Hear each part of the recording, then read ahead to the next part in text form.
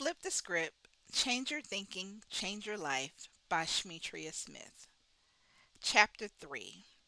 What are you thinking about? Quote, Mind is a flexible mirror, adjusted to see a better world by Amit Ray, Mindfulness Living in the Moment. I want to take another standpoint for the topic of thoughts because you have to understand how powerful your thoughts really are. I want you to stop and acknowledge that your thoughts are there and in some way you have brought them to reality. So, what if you took a moment, just a moment, and delved more into this subject? Everything starts with a thought, from the feelings that you are feeling right now to the steps you took today. Everything starts with the thought.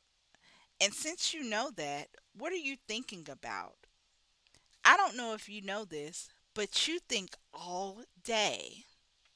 Do you know the person who you talk to the most? Yourself. Some people say that the real craziness start when you talk to yourself and answer yourself. But I like to think of it as just us talking to us, me having conversation with me. Inside of us, there are multiple people, multiple personalities, and multiple fantasies that we are constantly interacting with. The multiple sides of me is a topic worth speaking on, but I won't go deep into it in this book. I just want to highlight that our chatter is constant. And for that, let's be conscious about what we're thinking about. So, where do our thoughts come from? They start with childhood learned experiences and go from heartbreak and pain to joy and peace that are experiences both externally by other people and internally by ourselves. I learned a long time ago that if not careful, we will allow people to shape us and place characteristics upon us that will affect our whole lives. The key is understanding. Pause, now continue. That people place their projections upon you based upon the level and experience they are operating within. Let me give you an example. If a person was involved in an abusive relationship and everything that they heard spoken to them was negative, and somehow they are able to become free from that trauma and relationship, and they don't do anything about it.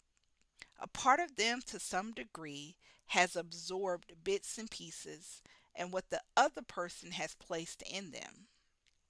And so, in the next relationship and with the next steps they walk within their life, they have thoughts within the negative zone. The thoughts of the characteristics that were placed within them from the past, not knowing that they have allowed the person to subconsciously mold them.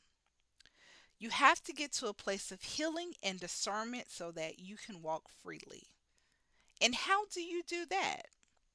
Well, most importantly, it is essential that you have a relationship with the higher power because you will need to draw strength from a power that is beyond this world to fight within and break the stigmas that have been placed on you. You have to understand who you are, which is amazing. And because you are amazing, it is only right that you think on things that resonate with power, that resonate with strength, that resonates with healing, love, joy, happiness, peace. What if you thought that you can accomplish anything? What if you thought that you can succeed in any and everything that you do and move in the direction that when the outcome arrives in all of its greatness, it is because you knew that through your faith that you will truly be okay? It's so many times that I sit here and think, you know what? I could be more than what I am right now. If I sit and be honest with myself, I can say that my thoughts allowed me to stop growing. My thoughts had convinced me that procrastination was my fate and I had to learn to accept it. But at some point, I decided that those thoughts were not the thoughts that I wanted to fill my head. That those thoughts, the thoughts of limitation, would not have the final say, and therefore my feet would not have the stifleness of fear. And I realized that I was the reason that I wasn't growing because I wasn't doing anything to water the seed so that it could grow. In order for it to happen, I have to take the steps to make it happen. I want you to do an exercise with me.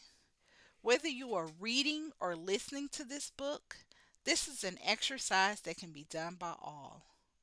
I want you to take a deep breath. Breathe in a good breath. Now breathe out. Do that two more times. Deep breath in, deep breath out. Deep breath in, deep breath out.